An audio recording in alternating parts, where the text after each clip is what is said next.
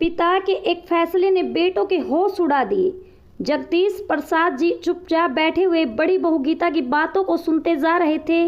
लग रहा था कि किसी भी समय वो अपना धीरज खो बैठेंगे, पर किसी तरह उन्होंने अपने आप को काबू में रखा हुआ था।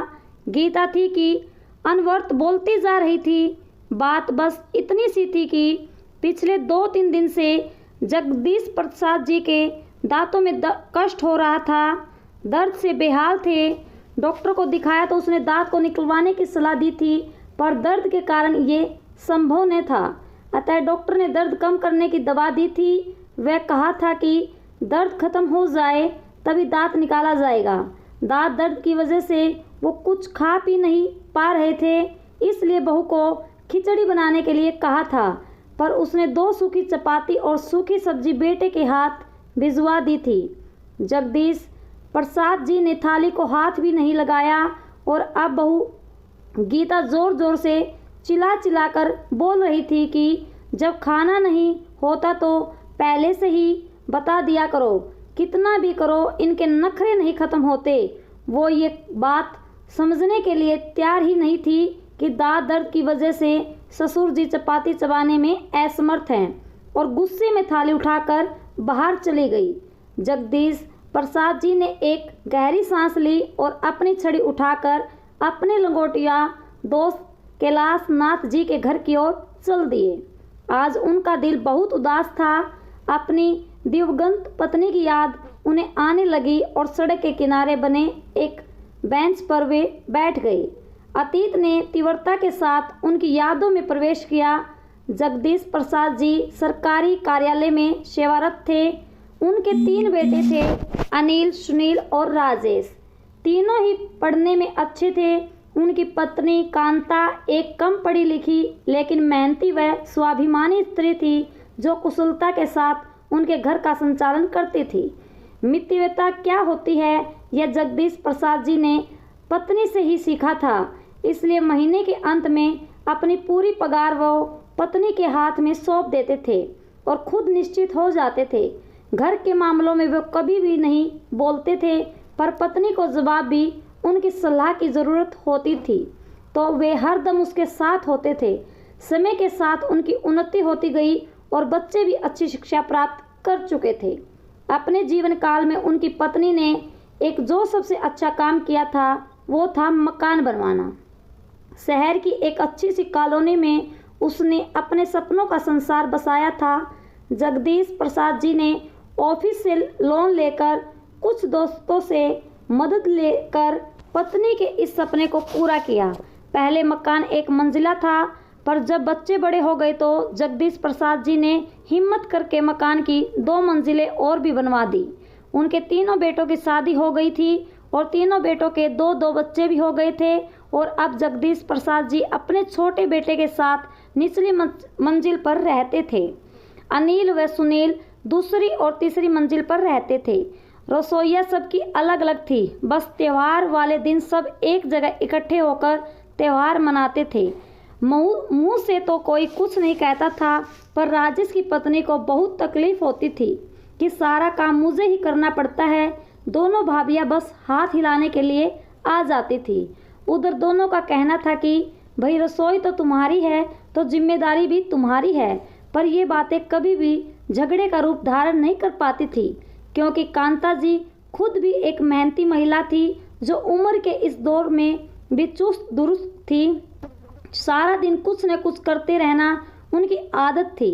इसी कारण काम को लेकर बहुएं ही उन पर निर्भर थी। जगदीश प्रसाद जी जब भी अपनी पत्नी के साथ बैठते थे तो कहते थे कि अब हमें किसी प्रकार की चिंता नहीं है, पेंशन तो आएगी ही, बस आराम से गुजारा हो जाएगा। जवानी में जो सपने मैं तुम्हारे पूरे नहीं कर पाया वो अब करूँगा। और पत्नी हल्के से मुस्कुरा कर अपनी सहमति प्रकट कर देती थी। पर जगदीश प्रसाद जी का ये सपना कभी पूरा नहीं हो पाया और एक दिन पत्नी उन्हें अचानक छोड़कर हमेशा के लिए चली गई। जगदीश प्रसाद जी के तो जैसे दुनिया ही उजड़ गई, पर होने को कौन टाल सकता है। जिस पत्नी ने इतने यत्न से मकान की नींव बनाई थी उसमें अब दरारें पड़नी शुरू हो गई थी। हालात इतने बदल गए थे कि त्योहार के समय एक दूसरे को बधाई देने में भी सबको कष्ट होने लगा था। सब अपनी अपनी गृहस्थी में मस्त हो गए थे। एक अकेले जगदीश प्रसाद जी ही रह गए थे जो सब कुछ समझ रहे थे, पर उम्र के इस दौर में अपने आप को ऐसा या महसूस करने लगे थे। 2 दिन पहले ही वो सब अचानक घर में घुसे तो उन्हें बेटों व बहुओं की आवाज़ सुनाई दी। कौतूहलवश वे चुपचाप खड़े हो गए और उनके दुख का वे ठिकाना न रहा जब उन्होंने सुना कि तीनों बेटों ने उन्हें 2-2 महीने के लिए बांट लिया है। छोटी बहू को शिकायत थी कि जब मकान में सबका बराबर का हिस्सा है तो पिताजी की सेवा में भी सबका बराबर का हिस्सा होना चाहिए। मैं भी थोड़ा आज़ाद रहना चाहती हूँ, जो पिताजी के कारण संभव नहीं हो पा रहा। तकलीफ तो सबको हो गई थी पर कोई चारा ना था। और अब जगदीश प्रसाद जी 3 हिस्सों में बट गए थे। जिंदगी यूं ही चलती जा रही थी। 2 महीने कभी एक बेटे के पास, फिर दूसरे और फिर तीसरे के पास।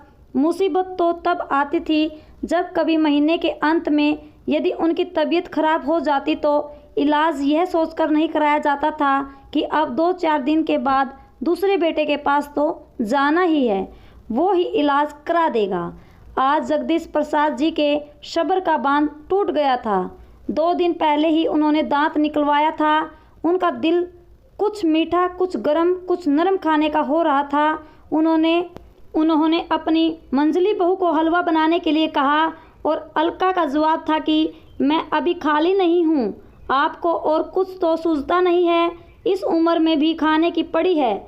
2 दिन के बाद मोना छोटी बहू के पास जाएंगे तो वही खा लेना, मैं किटी पार्टी के लिए लेट हो रही हूँ। और जगदीश प्रसाद जी के सब्र का पैमाना झलक गया। आज तक वो अपने बेटे बहुओं की सब जायतियाँ बर्दाश्त कर रहे थे, पर आज तो हद हो गई। आंखें आंसू से भर गई और वे कैलाश जी के घर चल पड़े। कैलाश जी उनके बचपन के मित्र थे। शिक्षा प्राप्ति से लेकर सेवानिवृत्ति तक दोनों साथ ही रहे। कैलाश नाथ जी थोड़े व्यवहारिक बुद्धि वाले व्यक्ति थे। वे दिल से नहीं दिमाग से सोचते थे।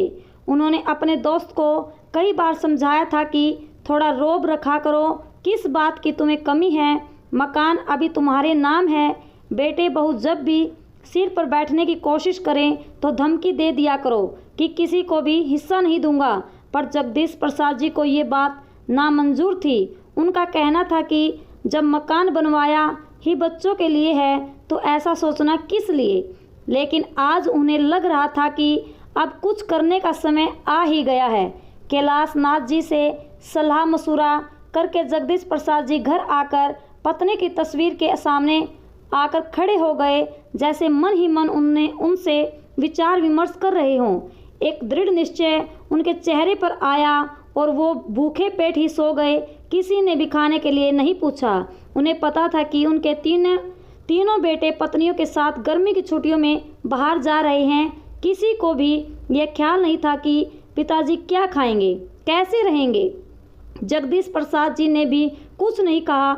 उन्हें अपनी योजना को अंतिम रूप देने का अवसर मिल रहा था। वो चुपचाप शांत भाव से बैठकर सबकी तैयारियां देख रहे थे। वैसे भी उनका मानना था कि जब बेटे ही माँ बाप को नहीं पूछते तो बहुओं से क्या उम्मीद रखना। बहुएं तो चाहती ही हैं कि किसी की सेवा न करनी पड़े। वो तो पत्नी और बच्चों में ही अपना परिवार देखती हैं। सास ससुर उन्हें बोझ लगने लगते हैं। वे अपने अधिकारों के प्रति तो सचेत रहती हैं, पर अपने कर्तव्यों की तरफ से आंख मूंद लेती हैं।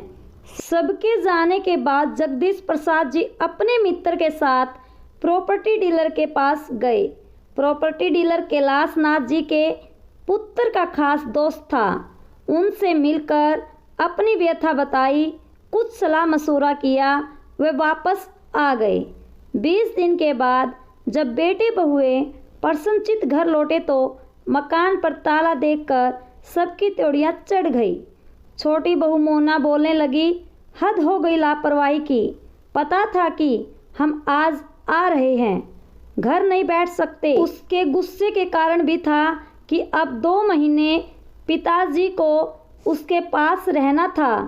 काफ़ी देर इंतज़ार करने के बाद अनिल व सुनील कैलाश नाथ जी के घर की ओर चल दिए और उनके पैरों तले ज़मीन खिसक गई जब उन्हें पता चला कि पिताजी ने मकान 90 लाख में बेच दिया है और अब वे कहाँ हैं, किसी को कुछ पता नहीं। तीनों परिवारों को समझ नहीं आ रहा था कि ये सब क्या हो गया है। उन्हें लग रहा था कि यह एक भद्दा मजाक है तो पिताजी ने उनके साथ किया है। गुस्से में तीनों भाई उबल रहे थे। पिताजी ऐसा कैसे कर सकते हैं? मकान की कीमत लगभग 2 करोड़ की थी तो पिताजी ने 20 लाख का घाटा क्यों उठाया? ये उन सब की समझ से बाहर था। कोई चारा न देखकर सब अपने ससुराल चले गए। अगले दिन बड़े बेटे के पास कैलाशनाथ जी का फ़ोन आया और उन्होंने तीनों पुत्रों को अपने पास आने के लिए कहा कि कुछ आवश्यक सूचना देनी है। शाम तक का भी इंतज़ार सबको भारी पड़ रहा था।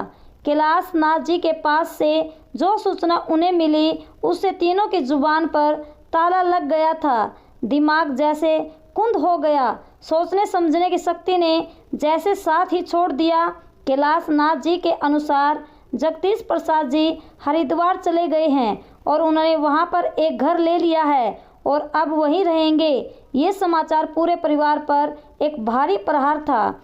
बहुत अनुनय विनय करने पर कैलाशनाथ जी से वे पिताजी का पता प्राप्त कर सके और हरिद्वार की ओर उड़ चले। पिताजी का यह कदम उनकी समझ से बाहर था। हरिद्वार पहुंचकर पिताजी को देखकर एक और झटका लगा। पिताजी तो प्रसन्नचित और स्वस्थ लग रहे थे। बेटे बहुओं को देखकर उनके ओठों पर मुस्कान आ गई। प्रसन्न दिल से उनका स्वागत किया और दीपक कहकर किसी को आवाज़ दी। आवाज़ उतने ही 10-11 साल का एक लड़का सामने खड़ा हो गया। सबने कौतूहल से उसे देखा। जगदीश प्रसाद जी ने सबकी नज़रों को नज़रअंदाज किया और दीपक को 3 प्लेट गरम गरम हलवा लाने के लिए कहा। इसी बीच जगदीश प्रसाद जी सबसे बच्चों की कुशलता के बारे में जानते रहे। बेटे एक दूसरे की तरफ देख रहे थे कि कौन पहल करे, पर किसी की हिम्मत नहीं हो पा रही थी कुछ पूछने की। इतने में दीपक एक ट्रे में 3 प्लेट लेकर आ गया और सबको एक प्लेट पकड़ा दी। किसी ने भी प्लेट को हाथ नहीं लगाया। किसी को बोलते न देखकर जगदीश प्रसाद जी ने कमान अपने हाथ में ली और बोलने लगे, तुम सबको हैरानी हो रही होगी और गुस्सा भी आ रहा होगा कि पिताजी को ये क्या सनक सवार हो गई है, लेकिन कारण भी तुम लोग ही हो। मैंने और तुम्हारी माँ ने तुम लोगों को कभी भी किसी प्रकार की कमी नहीं आने दी। तुम्हारी माँ ने मेरी एक अकेली तनख्वाह से कितनी कुशलता से घर को चलाया, ये मुझे तुम सबको बताने की ज़रूरत नहीं है। और आज मुझे ये कहने में कोई भी शर्म नहीं है कि उसने अकेले तुम सभी को अपने प्यार से बांध रखा था। तुम तीनों लोगों ने अपने एक बाप को ही किस्तों में बांट लिया, पर चलो कोई बात नहीं, कम से कम 2 वक्त की रोटी तो शांति से दे सकते थे, पर वो भी नहीं हो पाया। पार्लर और किटी पार्टी में जाने के लिए सभी के पास वक्त था, पर मेरी 2 रोटियां सबको भारी पड़ रही थी। तुम सभी को अच्छी तरह से मालूम था कि जिसके पास भी मैं रहता था अपनी पेंशन वही खर्च करता था, लेकिन मेरी दवाई के लिए किसी के पास पैसे नहीं होते थे। तुम सबको अपने अधिकार पता थे, पर इस बूढ़े के प्रति तुम्हारे कुछ कर्तव्य भी थे। यह तुम में से किसी को भी याद नहीं रहा। और फिर जब मेरे बेटे ही ऐसे हैं तो बहुओं से मैं क्या उम्मीद रखूं? कहते कहते जगदीश प्रसाद जी का गला रुक गया। तीनों बेटे बहुएं नज़र झुकाकर बैठे रहे। जगदीश प्रसाद जी ने दोबारा बोलना शुरू किया, मेरा ये फैसला तुम्हें पसंद नहीं आएगा, यह मैं जानता हूँ, पर इसके जिम्मेदार भी तुम लोग हो। तुम्हें पता चल गया होगा कि मैंने मकान बेच दिया है। 20 लाख के घाटे में बेचा है, पर मुझे इसका कोई मलाल नहीं है। 5-5 लाख मैं अपने पोते पोतियों के नाम से फिक्स्ड डिपॉजिट करा दिए हैं, जो उनके बड़े होने पर उन्हीं को मिलेंगे। मैंने यह घर खरीद लिया है। 2 कमरे, किचन, बाथरूम, टॉयलेट, सभी सुविधाएं हैं। उनमें जो कमी थी वो मैंने जुटा ली है। मैंने इसके लिए आश्रम को 15 लाख दे दिए हैं। मेरे मरने के बाद यह घर आश्रम की संपत्ति हो जाएगा।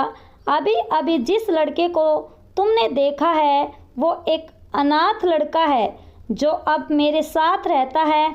मैंने एक स्कूल में उसका नाम लिखवा दिया है, पढ़ता भी है और मेरी सेवा भी करता है। 1 लाख मैंने इसके नाम से भी जमा करा दिए हैं।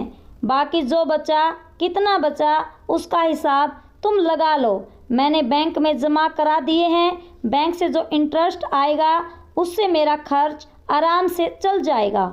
मैं अपना खर्चा आराम से चला लूँगा। अब तुम लोगों को मेरी तरफ से पूरी आज़ादी है, जैसे चाहो वैसे रहो। ये सब कहकर जगदीश प्रसाद जी चुप हो गए और आराम कुर्सी पर बैठकर अपनी आंखें बंद कर ली। तीनों बेटे बहुओं को समझ नहीं आ रही कि पिताजी की इन बातों पर अपनी क्या प्रतिक्रिया प्रकट करें, और सामने पड़ी हलवे की प्लेट को देखकर अलका सोच रही थी कि एक प्लेट हलवे की कितनी बड़ी कीमत सबको चुकानी पड़ गई। दोस्तों, अगर वीडियो अच्छी लगे तो लाइक करें, चैनल को सब्सक्राइब करें।